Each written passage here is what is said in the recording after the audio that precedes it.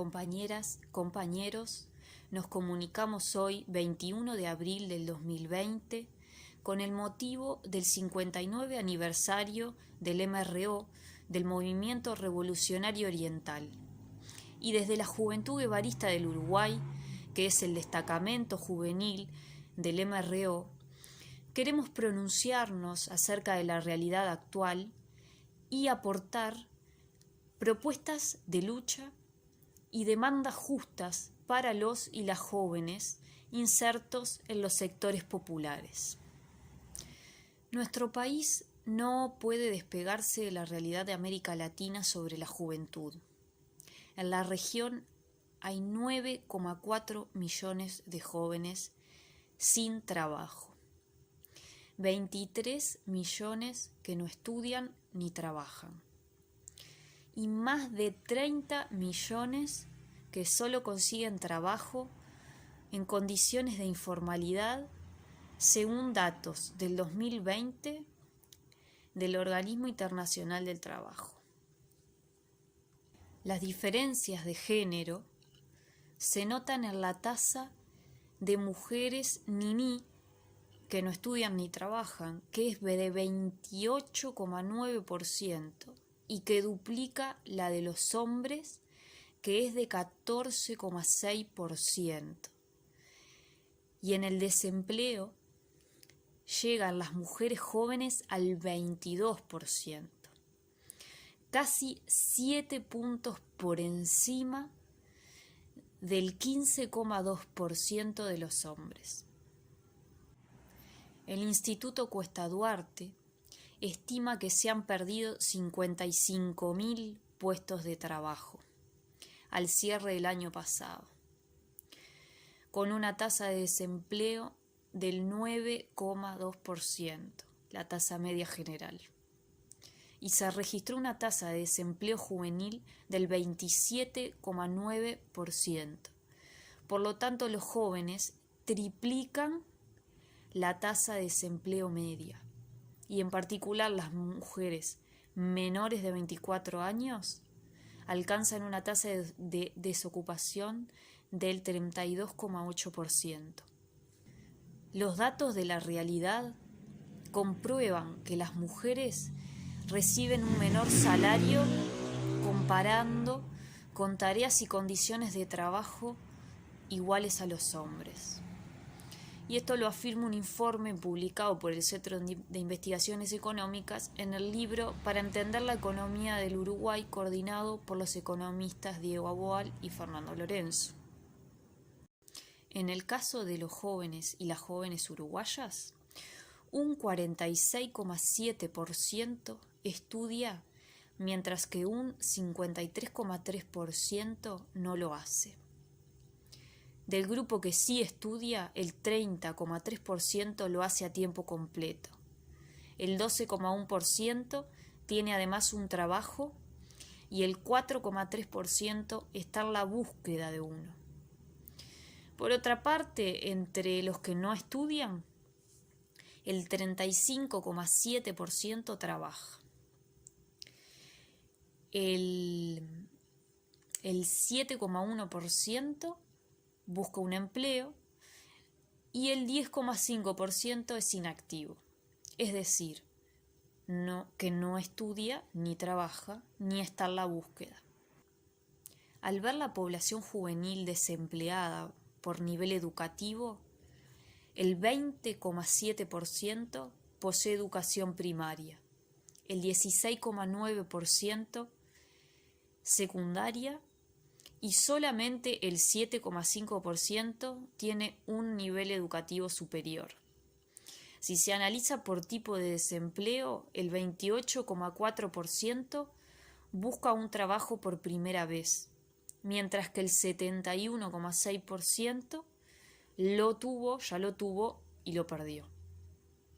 Esto es información de la Organización Internacional del Trabajo también. En cuanto al ámbito educativo, respecto a las consecuencias de la pandemia del coronavirus, recordamos que no son nuevas todas las problemáticas que se presentan en la coyuntura actual. sino que son una profundización de las ya constatadas año a año y que, sumado a los nuevos emergentes producto de la pandemia, son una muestra de las falencias y descomposición del sistema educativo, donde los perjudicados son siempre los mismos, los y las estudiantes junto con los trabajadores.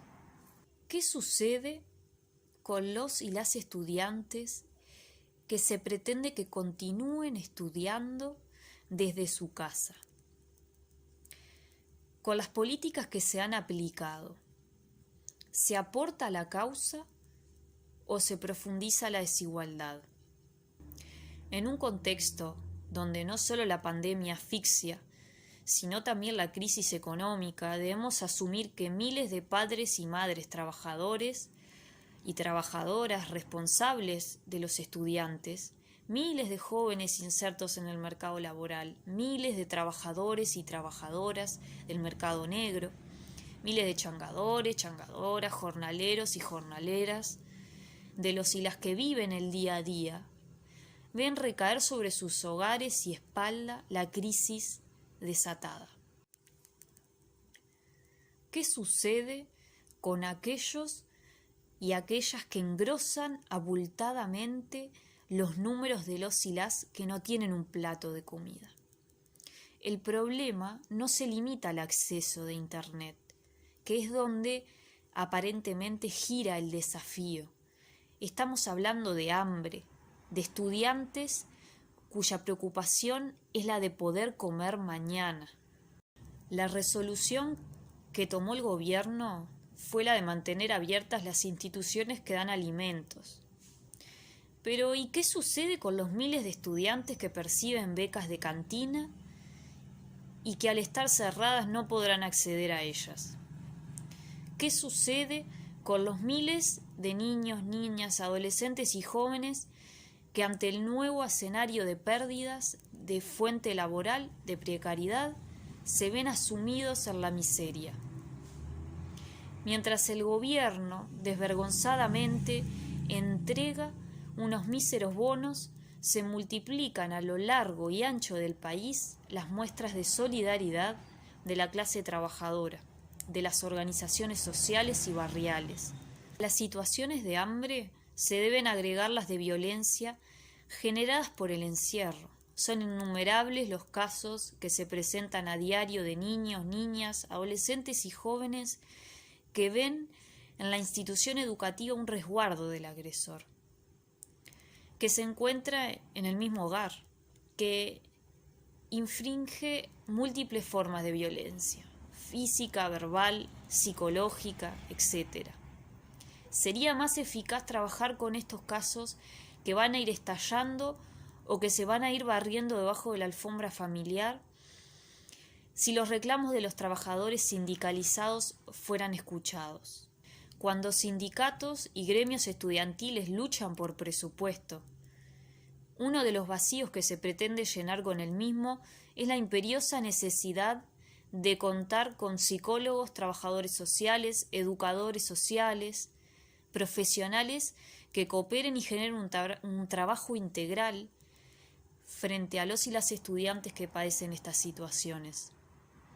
Sin embargo, a diario se deben asumir y enfrentar estas situaciones con la precariedad de los recursos, más con voluntarismo que con capacidad real de hacerlo. Es el gobierno quien debe asegurar la vida, dignificar la misma, pero sabemos que un gobierno que asume el compromiso de asegurar el dominio del capitalismo no tiene ni tendrá interés en esto. Es el gobierno responsable de que estudiantes no tengan acceso a Internet. Es el gobierno el responsable legitimando este sistema de que los estudiantes no tengan acceso a un plato de comida. Es el gobierno responsable de los padecimientos intrafamiliares que enfrentan los y las estudiantes en situaciones de encierro. Desde el momento que hace años no es capaz de contemplar la necesidad de equipos multidisciplinarios para abordarlos. Es el gobierno el responsable que año a año los desertores del sistema sean de los barrios marginalizados.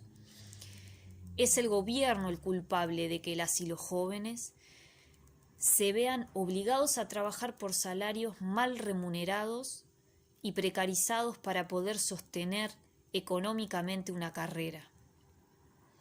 Podríamos continuar con un sinfín de ejemplos que ponen en escena quiénes son los responsables de cada una de las problemáticas que deben afrontar niños, niñas, jóvenes y adolescentes del sistema educativo en todos sus niveles. El movimiento obrero, el movimiento estudiantil, las organizaciones sociales y barriales deben asumir la lucha por reivindicaciones inmediatas que aseguren el sustento diario a las y los trabajadores y demás sectores populares frente a la situación de esta emergencia sanitaria y la crisis económica, a sabiendas de que se debe luchar con miras a adoptar medidas que impliquen un cambio radical en la forma de vivir y hacer nuestra sociedad. En este caso, un cambio donde la educación no sea un servicio a la mano del gran capital, orientada a satisfacer al mercado, donde se fomente la competitividad, donde se resigne la calidad de los sectores más vulnerables y se fijen políticas numéricas, donde la educación sea un mecanismo institucionalizado para el mantenimiento del dominio hegemónico de las ideas del opresor y explotador, sino, al contrario, uno donde la educación sea una herramienta liberadora que allane el camino a la libertad, que impulse el pensamiento crítico y construya de forma integral a los sujetos sociales. Si estos datos reflejan la dramática situación de la juventud en nuestro país, mucho más angustiante es que del total de presos y presas en las cárceles de adultos, que es de casi 12.000 personas, el 70% tiene menos de 30 años. Actualmente hay 13 cárceles para adolescentes que albergan alrededor de 300 personas. La mayoría son procesados por hurtos y rapiñas.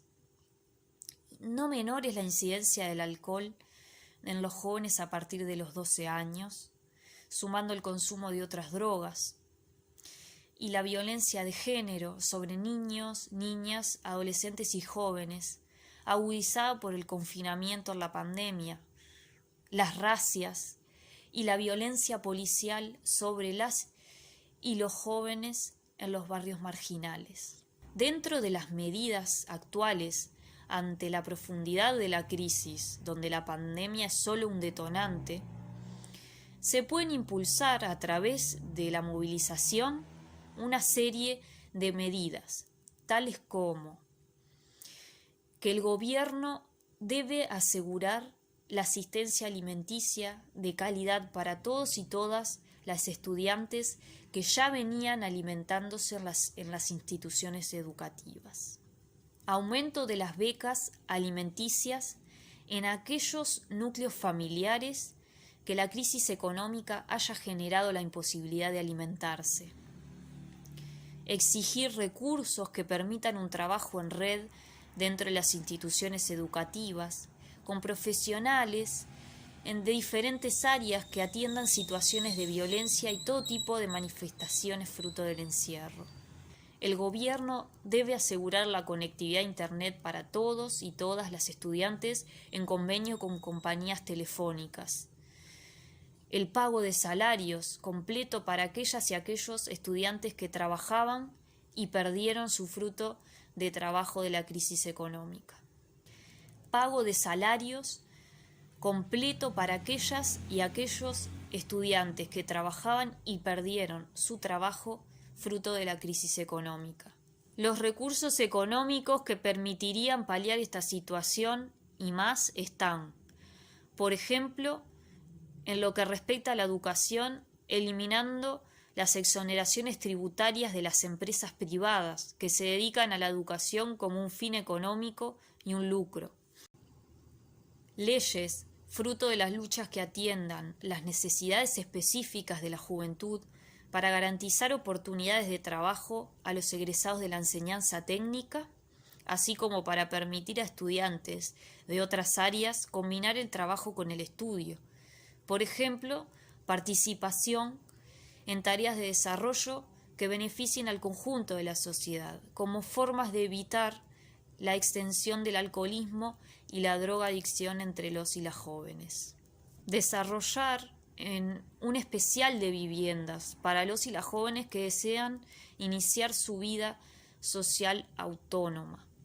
Más allá de las medidas, como el subsidio de boletos para el transporte, entradas a espectáculos culturales y deportivos, etc., así como crear comedores subsidiados, vinculados a los centros de enseñanza y esparcimiento, hay que desarrollar el Instituto del Joven con la finalidad de establecer canales de comunicación entre los jóvenes y las autoridades nacionales y municipales en función del conocimiento de sus necesidades y formas de satisfacerlas.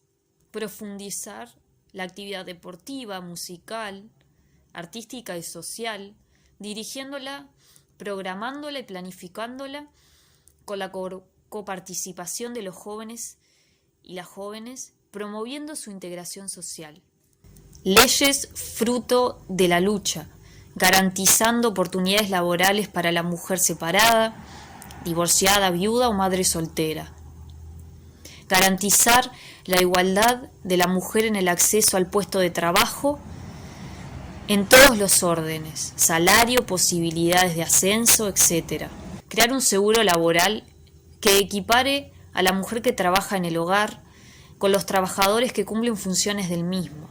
Salario vacacional, retiro jubilatorio, compensación por enfermedad y accidentes de trabajo para las amas de casa. Crear y desarrollar guarderías y casas cuna municipales gratuitas para facilitar el acceso a la mujer a los puestos de trabajo, facilitando a su vez la inserción de ésta. Crear la Casa de la Mujer maltratada y sus hijos e hijas para brindar el apoyo social, jurídico, psíquico y económico.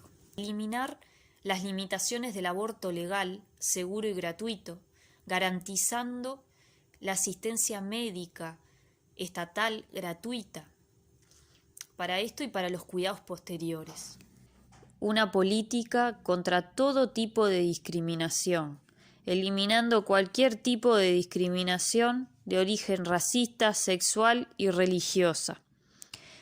En nuestros días gobierna una coalición multicolor, expresión de la gran burguesía, un centenar de familias dueñas del Uruguay emparentadas con el imperialismo, mientras la oposición progresista del Frente Amplio, embarcada en la unidad nacional, son cómplices en el mismo modelo económico donde los trabajadores y trabajadoras, los y las jóvenes y demás sectores populares serán rehenes de las políticas del gobierno, donde la caída salarial, el desempleo, los altos precios de los artículos y servicios del uso común recaen sobre nuestras cabezas, generando la miseria y el hambre. Ante esta crítica situación de las y los de abajo, ¿qué papel tenemos y nos espera a los y las jóvenes?